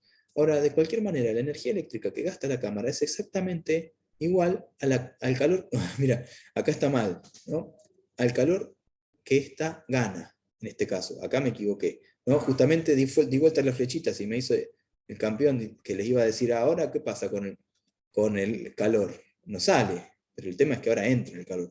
Y di vuelta las flechitas y no di vuelta esta palabra, porque está claro que me la copié de acá, el cuadrito, y no lo di vuelta. Tendría que haber puesto que es proporcional a, perdón, que la energía eléctrica que gasta la cámara es exactamente la misma que gana como calor a través de las paredes, de la puerta abierta, una cámara. Eso sí es más común, porque nadie se mete en un horno de 1000 grados, pero meterse en una cámara de 10 grados bajo cero, sí, se meten. Incluso hay cámaras de más baja temperatura que también se meten con ropa adecuada. ¿Y qué pasa? Dejan la puerta abierta un rato, van, acomodan las cosas, está bien, no vamos a encerrar a nadie en una cámara, ¿no? Pero se usan cortinas, se usan algún tipo de dispositivo para evitar que el calor entre. En este caso el calor entra porque la cámara está fría, ¿no? La aislación de la cámara, creo que acá tenemos la cámara aislada con menos flechitas. Y acá lo decía, el calor, digamos, así como la energía eléctrica esta es igual al calor que gana la cámara, ese calor es proporcional a la diferencia de temperatura entre el interior y el exterior, nuevamente. Entonces, la aislación es muy importante, ayuda a que haya una menor pérdida de energía por el calor que gana la cámara. Pensé que había una pregunta, creo que no. Bueno, sigo. Acá una cosa, sistemas eléctricos. Bueno, acá, ¿cómo era que se llamaba Pablo? Nos va a corregir en todo caso si hay algún error. Nada, igual es una cosa muy básica lo que voy a decir con respecto al sistema eléctrico.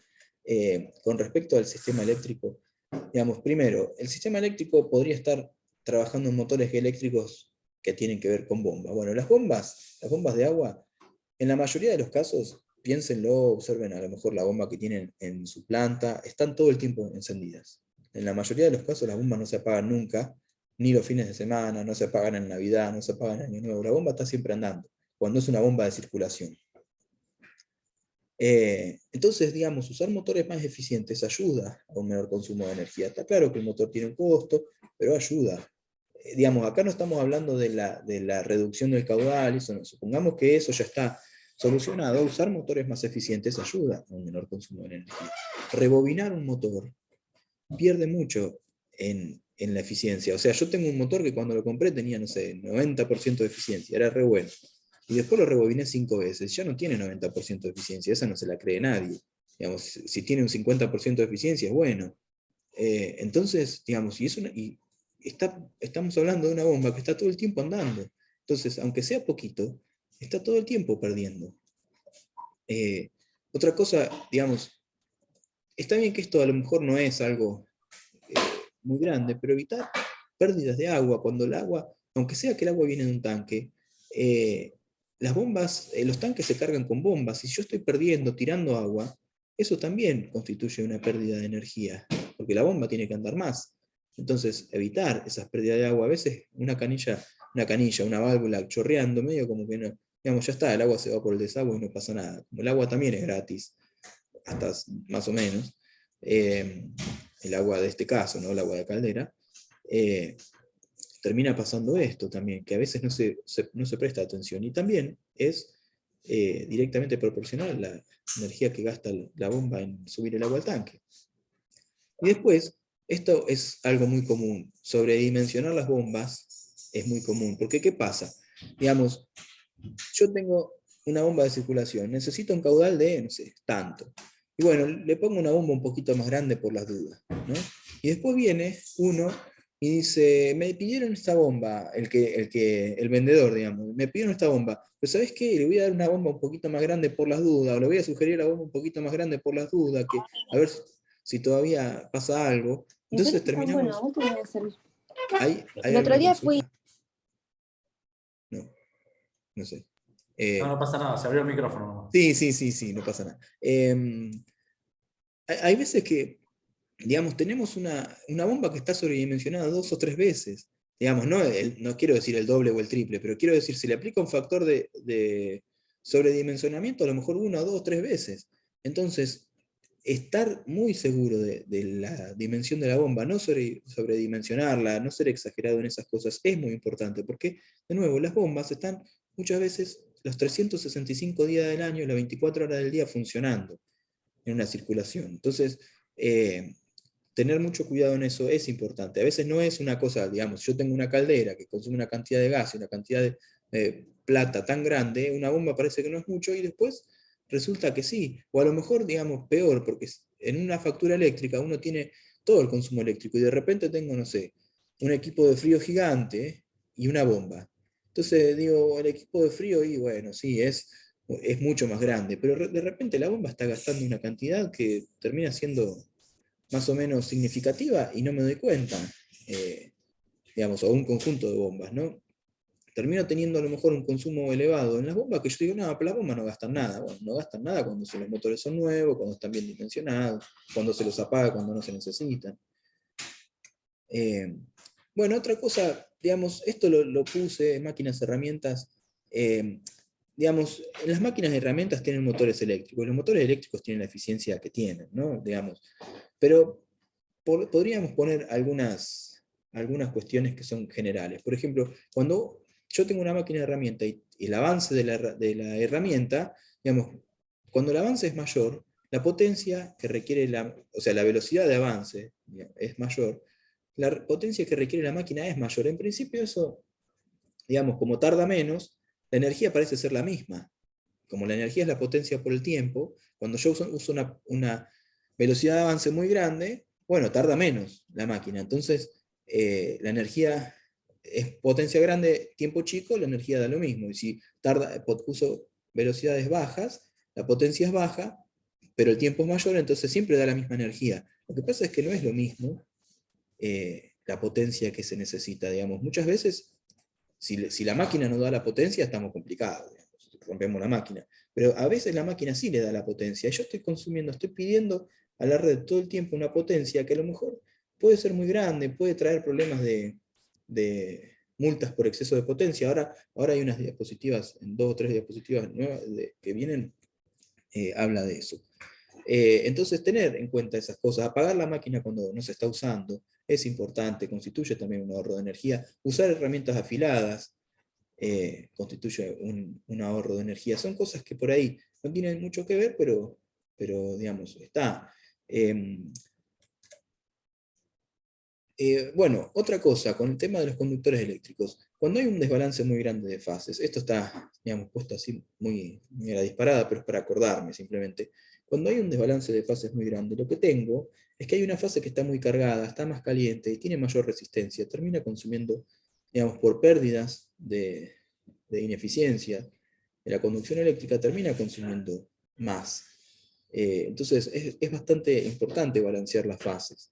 Eso se observa. Digamos, a veces digamos, uno ve un tablero, ve con una cámara termográfica y de repente ve que una térmica está recaliente y la de al lado no tiene, digamos, está muy poco cargada y es de la misma dimensión.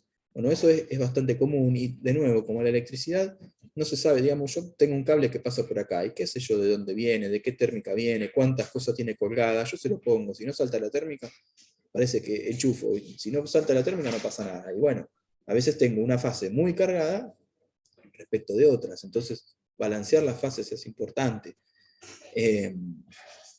Creo que, bueno, esto, digamos, está puesto porque energía en iluminación.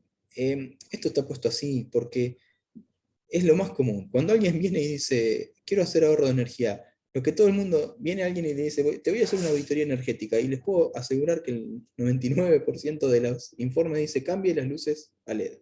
Y bueno, está bien, está claro que cambiar las luces a LED constituye un ahorro de energía que eventualmente puede ser muy grande. Lo que pasa es que hay que ver un poco en la escala del consumo. Hay veces que, digamos, si yo estoy analizando, por ejemplo, una empresa que se encarga de logística, que esto, digamos, no lo puse, es muy importante el transporte, la logística, ahora lo vamos a nombrar un poquito, porque me acordé ahora que no puse diapositivas sobre eso. Si una empresa de logística, ¿no? Y yo tengo, no sé, una flota de 30 camiones, y voy a la empresa y le digo, bueno, mire, para usted, para ahorrar energía, lo que tiene que hacer es cambiar la iluminación a LED. Y esta persona está gastando una cantidad de plata en gasoil que no se compara en lo más mínimo con la iluminación. Entonces, hay que también tener un poco idea de que esas cosas hay que tenerlas en cuenta. Sí, la iluminación es importante, es una cosa que es relativamente fácil para empezar, pero bueno, digamos, es mucho más importante aprovechar la iluminación natural, por ejemplo, que tener luces de alta eficiencia encendidas. Mejor aprovechar la iluminación natural, por ejemplo. Y digamos, sí, no iba a pasar desapercibido decir, si cambio a luces de menor consumo, o sea, mayor eficiencia lumínica, está claro que voy a tener un ahorro de energía. Ya que no hay diapositiva, lo vamos a decir ahora, en este momento. Cuando yo tengo que trabajar con flotas de camiones, con una empresa logística, también hay que observar algunas cosas que no se tienen todo el tiempo en cuenta. Por ejemplo, lo que se llama ralentí de los motores, o sea, tener un motor regulando, eso es, consume una cantidad de energía que, digamos, a veces no es muy grande, pero es una cantidad de energía. Y si yo lo tengo, digamos, el motor, supongamos que, porque hay muchas veces que el conductor dice, no, pero pasa que se tiene que calentar. Bueno, el motor tarda una cantidad de tiempo en calentarse, no tarda una hora en calentarse. Entonces, tener en cuenta que a lo mejor si el motor tarda 10 minutos en calentarse, si quieren, un motor muy grande, muy frío, tarda 15, 20, bueno, todo el otro tiempo está encendido de más. Y cuando, encima de todo, cuando el motor viene caliente, dejarlo encendido no tiene mucho sentido. Por ejemplo, yo no sé, digamos, tendría que hablar con un camionero para preguntarle por qué dejan el motor encendido en la estación de servicio. Y muchas veces eso pasa, no sé si lo vieron, pero, porque está prohibido dejar el auto encendido en la estación de servicio, pero los camiones a veces quedan. Y digamos, ¿cuál es la necesidad? Que no se enfríe. ¿Y cuánto se va a enfriar en 20 minutos que tarda en cargar un tanque? Bueno, aparte siempre me pareció raro porque, digamos, es algo que es como que está cargando algo que está gastando en este momento. Nunca lo van a tener lleno el tanque. Bueno, nada. Pero, por ejemplo, eso es importante. Otra cosa que es importante es el inflado de los neumáticos. Los neumáticos consumen, digamos, tienen asociada una resistencia a la rodadura que tiene que ver con la presión que tiene, la presión de aire que tiene el neumático. Entonces, es muy importante no exceder, digamos, no exceder, que no tengan muy baja presión de aire los neumáticos, porque también termina consumiendo una cantidad de energía asociada a esa resistencia a la rodadura. Otra cosa que es importante, que bueno, para una flota, para un camión no es tan relevante, pero es la velocidad, ¿no? Así como decía hace un rato Héctor, si no me confundo, Horacio. El tema de la potencia que tiene que ver con el cubo de la velocidad en los autos, pasa lo mismo, en los autos, en los vehículos. La potencia que consume un vehículo está relacionada o es directamente proporcional al cubo de su velocidad. Entonces, no es lo mismo, un vehículo, quiero decir, no consume lo mismo cuando va a 20 km por hora que cuando va, digamos, si pasa de 20 a 30 km por hora, no consume lo mismo que si pasa de 100 a 110, a pesar de que lo que cambió son 10 km por hora. Entonces, estar acelerando un vehículo a una velocidad excesiva consume una cantidad de energía que no es necesaria muchas veces, porque, digamos, la típica de acelerar en el semáforo para llegar a la otra esquina a frenar por el otro semáforo, digamos, eso no tiene demasiado sentido acelerar a una velocidad muy alta. Vemos que el transporte, a veces, algunos transportistas hacen ese tipo de cosas, bueno, porque tienen ese tipo de vicios que es bueno sacárselos y explicarles que eso no se hace. Vamos a seguir porque ya no queda mucho más tiempo, igual no queda mucho más de lo que hablamos. Acá quise poner algo sobre la facturación energética. Esto es importante, Acá está casi nombrado exclusivamente lo eléctrico, pero el gas es más o menos pasa lo mismo. La tarifa eléctrica está relacionada con la potencia máxima contratada. Entonces, y siempre que se sobrepasa esa potencia, la empresa aplica una multa. Entonces el costo al final de la energía es mayor. Cuando uno tiene mal contratada la potencia, por ejemplo, vamos a hacer de cuenta que se contrató la potencia a 20 kilowatts de potencia máxima en un momento, de repente la planta creció y ahora está consumiendo una energía asociada, digamos, a los arranques de una potencia de 30, 40 kilowatts. Bueno, estoy todo el tiempo pagando por exceso de potencia. A veces pasarse a una potencia mayor, o sea, a una categoría mayor, reduce la energía consumida, porque la empresa proveedora aumenta o sea, cobra una multa por sobrepasar la potencia contratada. Esto es porque, digamos, la empresa proveedora, cuando uno contrata, dice, bueno, sí, yo te puedo llevar este cable hasta acá, pero si uno se pasa de la potencia, el cable se puede romper los transformadores, o se pueden cortar, digamos, cortar la luz, y dejo sin luz a otro lugar, y a la empresa esto le da costos. Entonces los costos los traslada en una multa al que excede la potencia. Entonces es muy importante ver la potencia contratada. Otra cosa que pasa, que ya no es tan común, antes era más común, es tener multas por factor de potencia demasiado bajo. Las empresas a una industria le cobran una multa también cuando el factor de potencia es muy bajo. Entonces también controlar eso es una cosa que se reduce, digamos, no, quiero decir, se aumenta el factor de potencia de una manera relativamente fácil. El banco de capacitores, digamos, se acomoda de una manera relativamente fácil y cuesta una plata. Digamos, hay todo un análisis que hay que hacer de las facturaciones, de los contratos que uno tiene, del lugar donde está ubicado de acuerdo a la tarifa, que es muy importante hacer. Y aparte es una cosa que se hace a costo cero, porque digamos, uno mirando la factura se puede dar cuenta de muchas cosas y no cuesta nada mirar la factura. Lo que quedan son algunas cositas cortitas, son 2 diapositivas. Una tiene que ver con el reproceso. Esto lo puse porque lo he visto. Una vez fui a una fundición y tenían un reproceso del 50%, decían. Y claro, en una fundición el material que sale mal se vuelve a fundir, no pasa nada, porque no se pierde la materia prima. Digamos, se vuelve a fundir y se vuelve a colar. Lo que pasa es que al reprocesar eso, digamos, la planta estaba trabajando con al doble de energía. Digamos, si estoy reprocesando el 50% del material, estoy gastando el doble de lo que podría estar gastando. Entonces, digamos, es muy importante tener en cuenta eso. Esto está muy relacionado con lo de tecnologías de gestión y eso, pero es muy importante tener cuidado con el reproceso, aunque el material no cueste, digamos, aunque no haya más materia prima. Porque está claro que si yo tengo que, no sé, si estoy produciendo platos y los platos salen rotos, lo que tengo que hacer, bueno, justamente el vidrio se puede volver a fundir, pero no sé, cerámicos, platos de cerámica, quiero decir, y después del sinterizado los platos se rompen, no se pueden volver a fundir. ¿Y qué pasa con...? Entonces, claro, el dueño, el dueño o el encargado, quien sea, dice, ¿qué pasa que estamos gastando tanta materia prima? Entonces se entiende y se empieza a mirar por qué hay tanto reproceso. Pero cuando la materia prima no cuesta, uno no se da cuenta de lo que está reprocesando. Y puede ser un montón, y gasta un montón de energía. Eso es importante también. Y otra cosa, que es la última, y ya les doy unos minutitos para que si me quieren hacer alguna otra pregunta, bueno, ya son otros, pero ahora vemos, igual algunas preguntas me fueron haciendo, es tener en cuenta esto, la integración de la energía, la integración energética.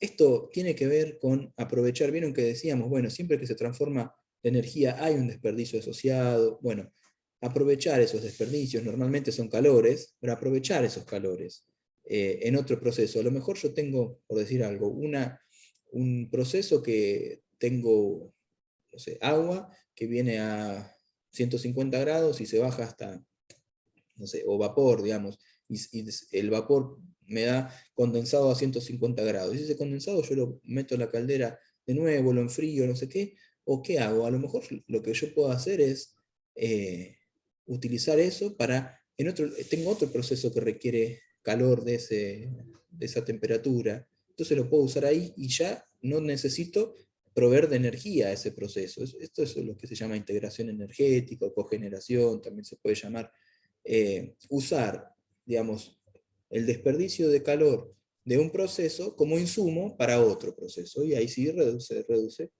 la cantidad de energía en general que se consume en la planta. Bueno, con esto, digamos, termino. Digamos, ahí está nuevamente nuestra famosa diapositiva de los bomberos que se están sacando la foto mientras se incendia la casa. De nuevo, como para decir, bueno, no seamos como los bomberos, y tengamos en cuenta que la energía, a pesar de que no nos damos cuenta, se está yendo, y vayamos a observar qué es lo que pasa. Y bueno, nada más. Les agradezco. Voy a dejar, voy a iniciar mi video y voy a dejar de compartir. Muchas gracias. ¿Tienen alguna pregunta? Si hay alguna duda, no se desconecten. me dice. Parece que se la fueron haciendo durante pareciera la que sí, pero bueno. Entonces estamos dando por finalizado este quinto encuentro, este primer ciclo de sensibilización en las temáticas que estuvimos charlando. Nada, espero que les haya servido, que sume.